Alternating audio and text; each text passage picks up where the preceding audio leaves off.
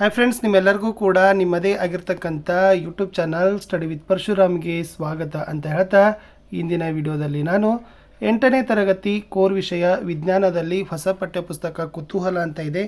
So ಅದರದ್ದು ಒಂದು ಪ್ರಶ್ನೆ ಪತ್ರಿಕೆಯನ್ನು ನಾನು ಪೋಸ್ಟ್ ಮಾಡ್ತಾ ಇದ್ದೀನಿ. ಒಟ್ಟು 3 ಪಾಠ ತೆಗೆದುಕೊಂಡಿದ್ದೀವಿ. ಸೊ FA1ಗಾಗಿ ವಿಜ್ಞಾನದ ಸಂಶೋಧಕ ಜಗತ್ತನ್ನು ಅನ್ವೇಷಿಸೋದು, ಅಗೋಚರ ಜೀವ ಜಗತ್ತು, ನಮ್ಮ ಬರಿಗಣ್ಣಿನ ಆಚೆ, ಆರೋಗ್ಯ ಅನನ್ಯ ನಿಧಿ. ಓಕೆ, 8ನೇ ಎಲ್ಲ ವಿಷಯಗಳಲ್ಲಿ ಕೂಡ ನಾವು ಒಂದು ಸೆಟ್ FA ಕ್ವಶನ್ ಪೇಪರನ್ನು ಹಾಕಿದ್ದೀವಿ. ಅವೆಲ್ಲವುಗಳ ಲಿಂಕನ್ನು ವಿಡಿಯೋದ ಡಿಸ್ಕ್ರಿಪ್ಷನ್ ಬಾಕ್ಸ್ನಲ್ಲಿ ಕೊಡ್ತೀನಿ.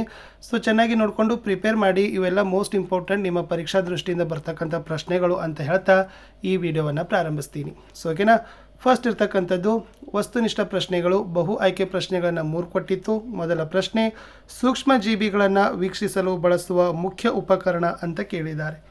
ಸೊ ನಿಮಗೆಲ್ಲ ಗೊತ್ತಿದೆ, ಸೂಕ್ಷ್ಮದರ್ಶಕ, ಅದನ್ನು ಮೈಕ್ರೋಸ್ಕೋಪ್ ಅಂತಾರೆ. ಸೊ ಮೈಕ್ರೋಸ್ಕೋಪ್ ಸಹಾಯದಿಂದ ಸೂಕ್ಷ್ಮ ಜೀವಿಗಳ ವೀಕ್ಷಣೆ ಕಾರ್ಯವನ್ನು ಮಾಡ್ತಾರೆ. ಮುಂದೆದು ಅಸಾಂಕ್ರಾಮಿಕ ಕಾಯಿಲೆಗೆ ಒಂದು ಉದಾಹರಣೆ ಅಂತ ಕೇಳಿದ್ದಾರೆ. ಅಂದರೆ ಸಾಂಕ್ರಾಮಿಕವಲ್ಲದ ಅಂತಲೂ ಕೂಡ ನೀವು ಏನು ಮಾಡ್ಕೋಬಹುದು, ತಿಳ್ಕೊಬಹುದು. ಯಾವುದು ಸಾಂಕ್ರಾಮಿಕವಲ್ಲದ ಅಂದರೆ ಅದನ್ನು ನಾನ್ ಕಮ್ಯುನಿಕೇಬಲ್ ಡಿಸೀಸ್ ಅಂತ ಕರೀತಾರೆ. ಮಧುಮೇಹ, ಅಧಿಕ ರಕ್ತದೊತ್ತಡ, ಕ್ಯಾನ್ಸರ್ ಇವೆಲ್ಲ ಏನಪ್ಪ ಅಂದ್ರೆ ಅಸಂಕ್ರಮಣೀಯ ಅಥವಾ ಸಾಂಕ್ರಾಮಿಕವಲ್ಲದ ಕಾಯಿಲೆಗಳಿಗೆ ಉದಾಹರಣೆಗಳು ಬರ್ತವೆ.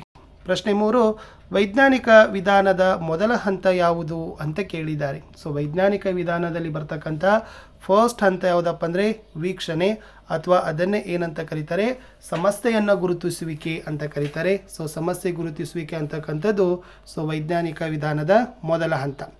ಪ್ರಶ್ನೆ 1 ಅಂಕದ ಪ್ರಶ್ನೆಗಳು ಸಹಿತ 3 ಇದ್ದಾವೆ. ಸೊ ಅದರಲ್ಲಿ ಫಸ್ಟ್ ಬಂದಿರೋದು ವಿಜ್ಞಾನ ಅಂದರೆ ಏನು ಅಂತ ಕೇಳಿದ್ದಾರೆ. ಸೊ ವೆರಿ ಸಿಂಪಲ್ ಇದೆ ಫ್ರೆಂಡ್ಸ್. ಪ್ರಕೃತಿಯಲ್ಲಿ ಜರುಗುವ ವಿವಿಧ ವಿದ್ಯಮಾನಗಳನ್ನು ವ್ಯವಸ್ಥಿತವಾಗಿ ಅಧ್ಯಯನ ಮಾಡಿ ಪ್ರಯೋಗಗಳು ಮತ್ತು ಸಾಕ್ಷ್ಯಗಳ ಮೂಲಕ ಜ್ಞಾನವನ್ನು ಪಡೆದುಕೊಳ್ಳುವುದಕ್ಕೆ ನಾವೇನಂತ ಕರಿತೀವಿ, ವಿಜ್ಞಾನ ಅಂತ ಕರಿತೀವಿ. ಸೊ ಪ್ಲೀಸ್ ವಿಡಿಯೋನ ಲೈಕ್, ಶೇರ್ ಮತ್ತು ಸಬ್ಸ್ಕ್ರೈಬ್ ಮಾಡೋದನ್ನು ಮಾತ್ರ ಮರೆಯದಿರಿ.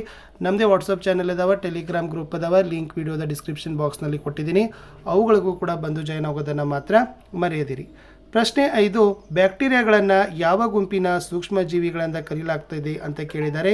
ಅದು ಏಕಕೋಶೀಯ ಪ್ರೊಕ್ಯಾರಿಯೋಟಿಕ್ ಸೂಕ್ಷ್ಮಜೀವಿಗಳು ಅಂತ ಏನು ಮಾಡ್ತಾರಪ್ಪ ಅಂದರೆ ಈ ಗುಂಪಿಗೆ ಅದನ್ನು ಇಡ್ತಾರೆ. ಪ್ರಶ್ನೆ 6, ಆರೋಗ್ಯ ಎಂದರೇನು WHO ಪ್ರಕಾರ. WHO ಅಂದರೆ ವಿಶ್ವ ಆರೋಗ್ಯ ಸಂಸ್ಥೆ, ವರ್ಲ್ಡ್ ಹೆಲ್ತ್ ಆರ್ಗನೈಜೇಷನ್ ಅಂತ ಕರೀತಾರೆ. ಅವರು ಆರೋಗ್ಯಕ್ಕೆ ಬಗ್ಗೆನೇ ಒಂದು ಡೆಫಿನೇಷನನ್ನು ಕೊಟ್ಟಿದ್ದಾರೆ. ಏನಪ್ಪ ಅಂದ್ರೆ ಕೇವಲ ರೋಗ ಅಥವಾ ದೌರ್ಬಲ್ಯವಿಲ್ಲದಿರುವುದೇ ಆರೋಗ್ಯವಲ್ಲ, ಬದಲಾಗಿ ಸಂಪೂರ್ಣ ದೈಹಿಕ, ಮಾನಸಿಕ ಮತ್ತು ಸಾಮಾಜಿಕ ಕ್ಷೇಮಕರ ಸ್ಥಿತಿಯನ್ನು ಏನಂತ ಕರೀತಾರೆ, ಆರೋಗ್ಯ ಅಂತ ಕರೀತಾರೆ ಅನ್ನೋದು WHO ಅವರು ಕೊಟ್ಟಿರ್ತಕ್ಕಂಥ ಒಂದು ವ್ಯಾಖ್ಯೆ. ಇನ್ನು 2 ಅಂಕದ 3 ಪ್ರಶ್ನೆಗಳಿದ್ದಾವೆ. ಪ್ರತಿ ಸರಿಯಾದ ಉತ್ತರಕ್ಕೆ 2 ಅಂಕ, 6 ಅಂಕಗಳನ್ನು ಇಲ್ಲಿ ಗಳಿಸ್ತೀರಿ. ವೈಜ್ಞಾನಿಕ ಸಂಶೋಧನೆಯಲ್ಲಿ ಪ್ರಯೋಗದ ಮಹತ್ವವೇನು ಅಂತ ಪ್ರಶ್ನೆ ಇದೆ. ಸೊ ನಾವು ಯಾಕೆ ಪ್ರಯೋಗಗಳನ್ನು ಮಾಡಬೇಕು, ಸಿಂಪಲ್ ಆಗಿ ನೀವು ಬರೀಬೋದು. ಏನು, ಪ್ರಯೋಗಗಳು ವೈಜ್ಞಾನಿಕ ಕಲ್ಪನೆ ಅಥವಾ ಊಹೆಯನ್ನು ಪರೀಕ್ಷೆ ಮಾಡಲು ಸಹಾಯ ಮಾಡ್ತವೆ.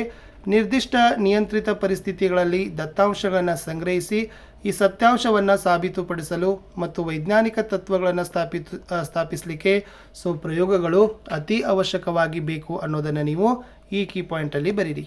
8ನೇ ಪ್ರಶ್ನೆ, ಉಪಯುಕ್ತ ಜೀವಕೋಶಗಳಿಗೆ ಸೂಕ್ಷ್ಮಜೀವಿಗಳಿಗೆ 2 ಉದಾಹರಣೆಗಳನ್ನು ಕೊಡಿ, ಉಪಯೋಗಗಳನ್ನು ತಿಳಿಸಿ. ಉಪಯುಕ್ತ ಅಂತಂದ್ರೆ ಲಾಭದಾಯಕ. ಓಕೆ, ಸೊ ಮನುಷ್ಯನಿಗೆ ಅಥವಾ ರೈತರಿಗೆ, ಪ್ರಾಣಿಗಳಿಗೆ ಆರೋಗ್ಯಕರವಾಗಿರ್ತಕ್ಕಂಥ ಅವುಗಳಿಂದ ಉಪಯೋಗವನ್ನು ಕೊಡ್ತಕ್ಕಂಥ ಸೂಕ್ಷ್ಮಜೀವಿಗಳು ಬರಬೇಕು. ಒಂದು ಲ್ಯಾಕ್ಟೋಬೆಸಿಲಸ್ ಬರ್ತದೆ, ಇನ್ನೊಂದು ಈಸ್ಟ್ ಅಂತ ಬರ್ತದೆ. ನೆನಪಿಟ್ಕೊಡ್ರಿ. ಸೊ ಲ್ಯಾಕ್ಟೋಬೆಸಿಲಸ್ ಏನು ಮಾಡ್ತದಪ್ಪ ಅಂತಂದ್ರೆ ಇದು ಹಾಲನ್ನು ಮೊಸರನ್ನಾಗಿ ಪರಿವರ್ತಿಸಲು ಸಹಕಾರಿಯನ್ನು ಮಾಡ್ತದೆ. ಇನ್ನು ಈಸ್ಟ್ ಏನಪ್ಪ ಅಂತಂದ್ರೆ ಬೇಕರಿಯ ಉತ್ಪನ್ನಗಳಲ್ಲಿ ಹುದುಗುವಿಕೆ, ಪರ್ಮಿನಿಟೇಷನ್ಸ್ ಪ್ರಕ್ರಿಯೆಗೆ ಮತ್ತು ಆಲ್ಕೋಹಾಲ್ ತಯಾರಿಕೆಯಲ್ಲಿ ಈಸ್ಟ್ಗಳನ್ನು ಏನು ಮಾಡ್ತಾರಪ್ಪ ಅಂದ್ರೆ ಬಳಸ್ತಾರೆ ಅಂತ ನೀವು ಬರಿಬೇಕು. ಮುಂದಿನ ಪ್ರಶ್ನೆ, ಸಾಂಕ್ರಾಮಿಕ ರೋಗ ಅಂದರೆ ಏನು, 2 ಉದಾಹರಣೆಗಳನ್ನು ಕೊಡಿ. ಸೊ ಯಾವುದು ಸಾಂಕ್ರಾಮಿಕ ರೋಗ ಅಂದರೆ ಒಬ್ಬರಿಂದ ಭಾರಿ ಈಸಿ ಅದ.